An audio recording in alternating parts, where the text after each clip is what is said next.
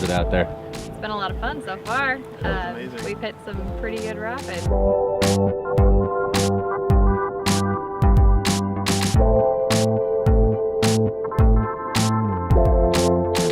Our guide is awesome. He's so nice, and he asks us about like, who we are, and it's kind of nice because he gets to know us, so it makes it that much more fun.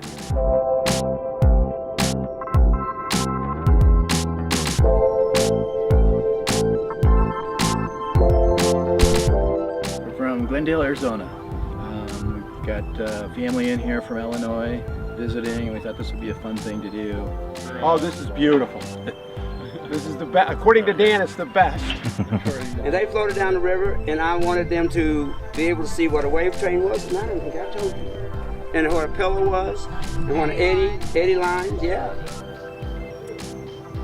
One word? Exhilarating. Wild. It's so beautiful.